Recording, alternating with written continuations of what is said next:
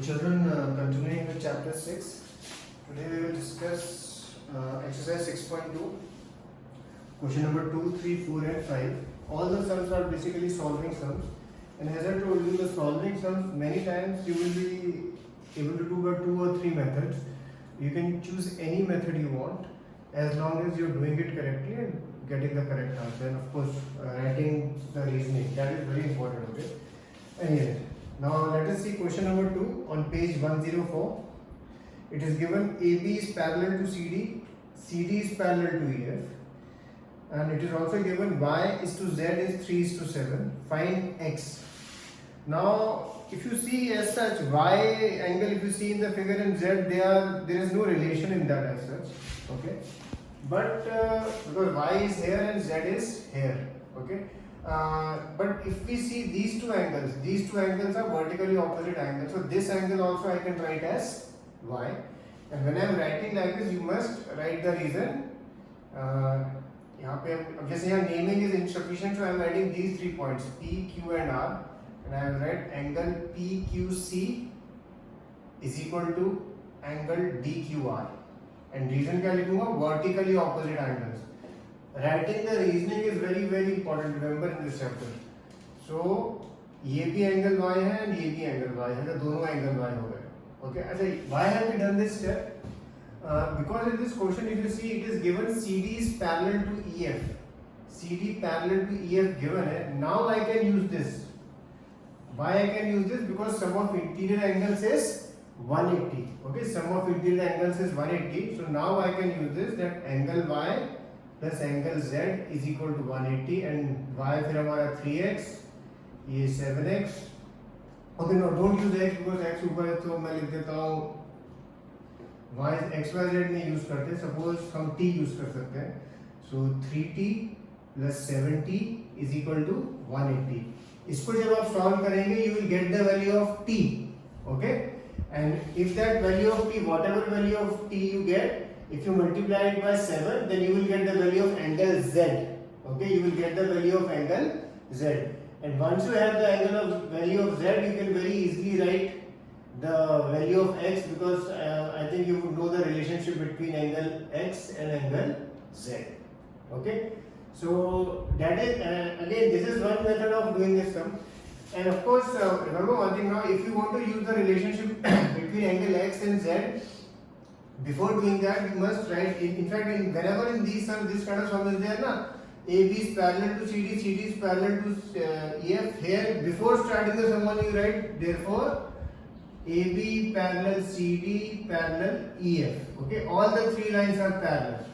All the 3 lines are parallel to each other by theorem 6.6. The reason I am saying this now, because suppose if you want to use the relation directly between x and z, AB should be parallel to EF, and in the question, if you see, it is not given directly, so you must write this. Okay, before starting the sum only you write it. AB parallel CD parallel to EF by theorem 6.6. You can write the statement also that lines parallel to the same line are parallel to each other. Okay, and then you proceed ahead. Okay, so anyway, so here when you write y plus z is equal to 180, always write the reason also. What is the reason?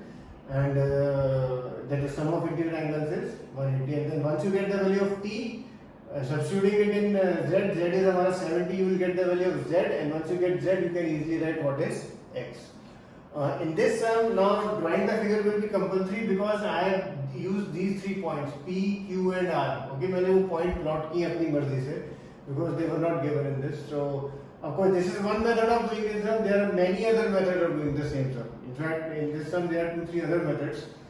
It's not necessary you do this method. आपको कोई और method करना है, आपके school में कोई और method करना है, वो भी कर सकते हो.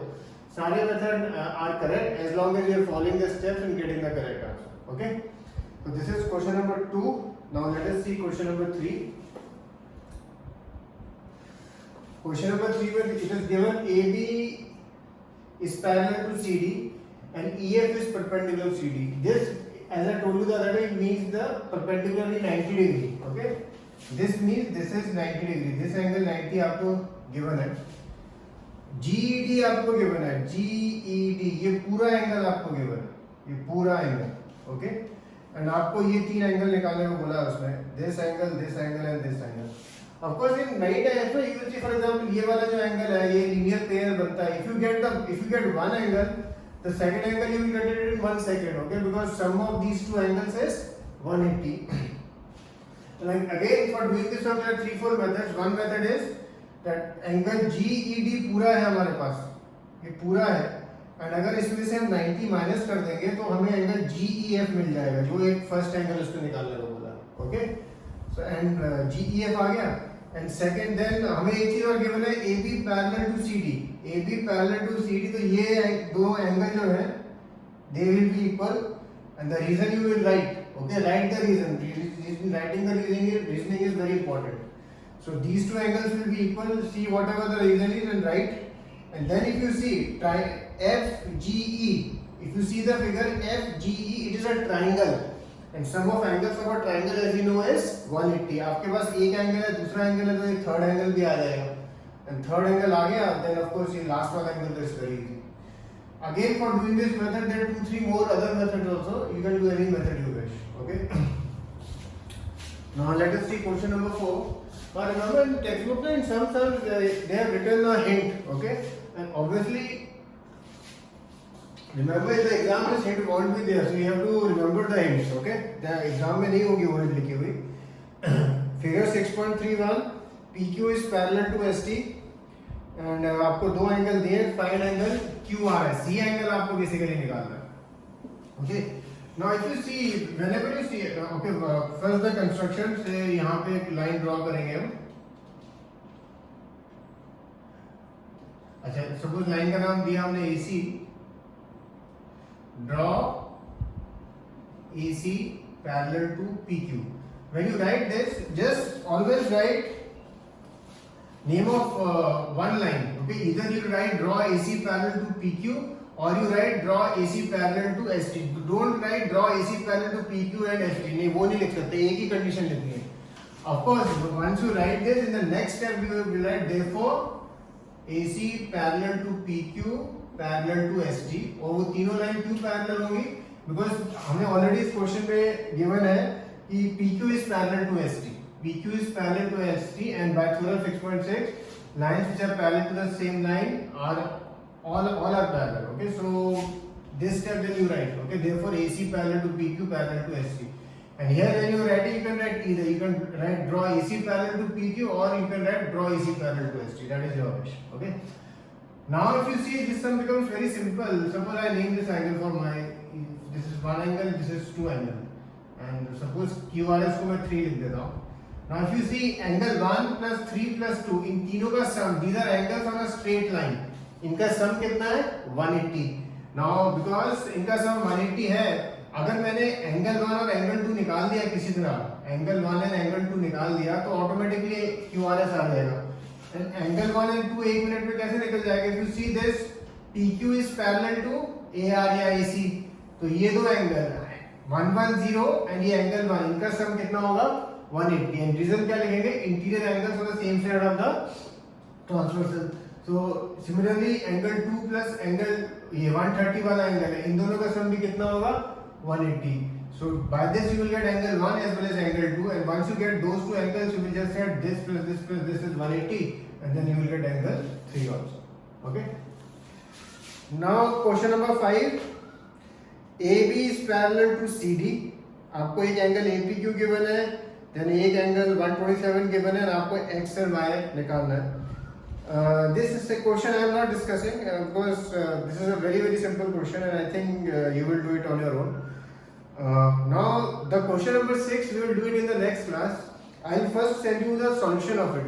There are two questions in this chapter. One is question number 6 and one is question number 6 of exercise 6.3. These solutions are totally theoretical, and you are in the exam like these sums we are solving, okay, but these sums you must know before you go through the exams. And question 6 solution I will send you, and then I will explain it to you in the next class, okay. So now we will see one other sum. This sum is asked many times. Now in this question it is given BE and CG, okay, they are bisectors. Bisectors of angle ABQ and angle BCS. Bisector का क्या मतलब होता है? ये और ये angle equal है, similarly ये और ये एंगल इक्वल है. ओके, ये गिवन है आपको. I mean, as they are bisected, you can write in fact angle ABE is equal to half of angle ABQ. Okay, bisector का मतलब बेसिकली क्या होता है, जैसे ये पूरा एंगल 60 डिग्री है.